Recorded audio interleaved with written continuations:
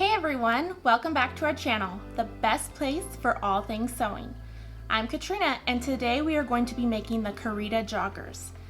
Are you tired of boring old sweatpants that never fit right? This is the pattern for you. They're great for lounging around the house, or you can dress them up and take them on the town. I will link the pattern down below with some fun packs that we have on our blog. Let's dive in.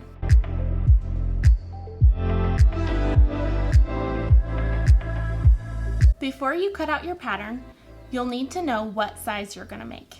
The curve fit is based on our women's sizing here at Pattern Niche.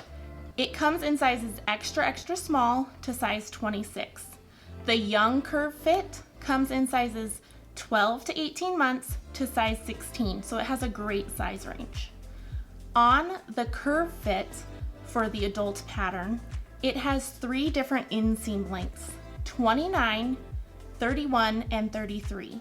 They all have a slightly different rise, so make sure you are choosing the pattern based on your inseam to get the best fit. I'm going to be making the young curve fit today in size 2T with the lower rise, but it also has a higher rise for diapered bums up to size 4T, which is great for kids that are skinny or they've potty trained early. You can make a lower rise for those kids, or you still have the extra room for a diaper up to 4T. Let's talk fabric choices. You're gonna need a light to medium weight knit with 35% stretch horizontally and 5% stretch vertically.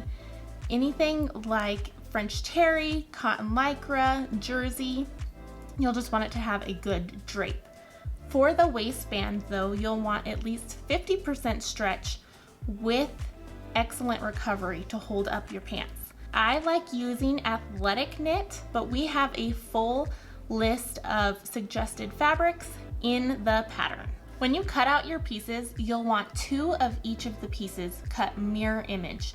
You'll have a front piece, 2 pocket pieces, 2 cuff pieces, and you will have your front pant pieces. And all of these are mirror image.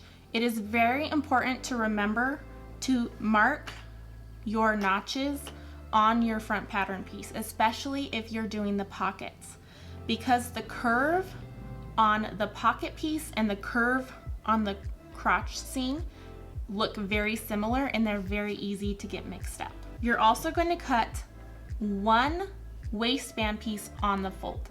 All the other ones are 2 mirror image, but the waistband is cut on the fold. When we're cutting out our fabric, you're going to want 2 of all of the pieces, the front, the back, the cuffs, and make sure you cut the cuffs according to if you want to do the capri length or the ankle length, because those will be different sizes. If you're doing the pockets, you'll have 2 pocket pieces, mirror image, as well as bands, 2 bands for your pockets. And you'll have 1 waistband cut on the fold. All the other ones are cut 2 mirror image, but the waistband is cut 1 on the fold. The first step is going to be doing the pockets. If you're not doing the pockets and you're going to skip those, just go ahead and skip forward in the video. With the pockets especially, it is very important that you mark your pocket mark at the top to line up your pocket, and there is a mark on your crotch curve. This helps you make sure you're not getting the pocket curve and the crotch curve mixed up, because they look very similar. So the first thing we're going to do is take our pocket band piece and we're going to fold it wrong sides together along the length.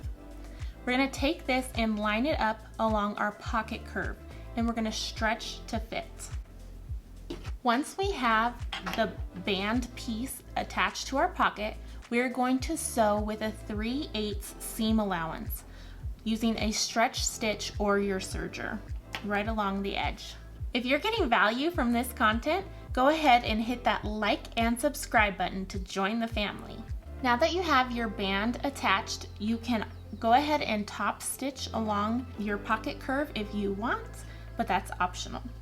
Now we are going to attach the pocket. You're going to take your front pant piece and turn it right side down so that we can place our pocket piece right side together with the wrong side. You're gonna align this notch at the top with the mark on the top of your pant piece, and you're gonna align this side with the side of your pant piece. Go ahead and stitch your pocket piece in place.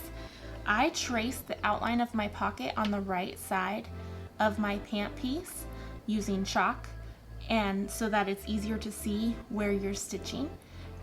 You can stitch with the wrong side up if you want, if you're using a sewing machine. I'm going to use my cover stitch machine, so I don't want the reverse side showing on the front of my pants.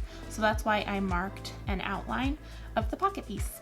All right, now that you have your pocket piece attached, you can baste the top and the sides of your pocket pieces if you want. This will help later keep everything lined up, but that is optional. All right, our next step is to take your front pant piece right side up, and you're going to lay your back pant piece right side down and line it up against the side seam and pin or clip in place. All right, now that we have this clipped in place, we are going to stitch along the side seam with a 3/8 seam allowance.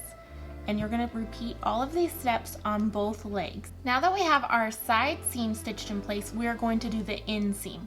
So right sides together, line up your inseams and clip in place. Then you can stitch with a 3/8 seam allowance. Now that we have both of our pant legs sewn together, we need to attach them to each other.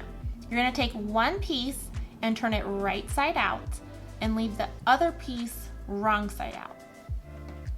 You're gonna take your pant leg that is right side out and you're gonna slide it right inside your wrong side out piece. You're gonna match the crotch curve right sides together and pin in place, and then you can go ahead and stitch. Our next step is the waistband.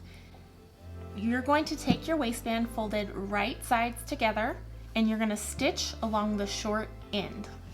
Now we're gonna take our waistband and fold it wrong sides together along the length of the waistband. And we're also going to mark our quarter points.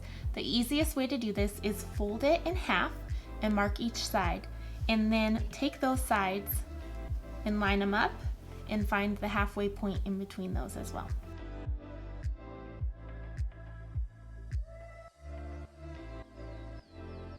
Now we're gonna go ahead and put our waistband lining up the raw edges of your fabric with the raw edges of your pants.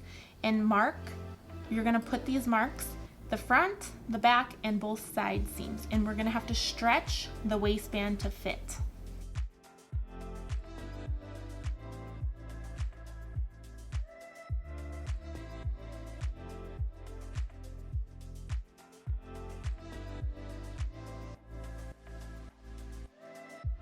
Now that we have our waistband in place, we're going to stitch with a 3/8 seam allowance, stretching your waistband to fit your pants as you go. With this smaller size, it's not as big of a deal, or it's not as hard to line up the waistband, but especially on adult sizes or the larger kid sizes, it's always nice to mark halfway in between all of your quarter points as well. That will help you keep it lined up. Our final step is attaching our cuffs. We're gonna use the same process that we did with our waistband. We're gonna turn it right sides together along the length and stitch in place along this short side. Now you're gonna turn your cuffs wrong sides together, matching up the raw edges. Now take your Carita Joggers and we're going to insert the cuff into the pant leg, right sides together, lining up your raw edges. You are going to need to stretch your cuff to fit, but not quite as much as your waistband.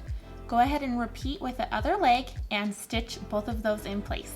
Once you have your cuffs attached, go ahead and turn your pants right side out and admire your hard work. Let us know in the comments down below which option you like best, the full length ankle version or the capri length. And can you live without pockets? Because I can't. Thank you so much for watching, and we'll see you next time.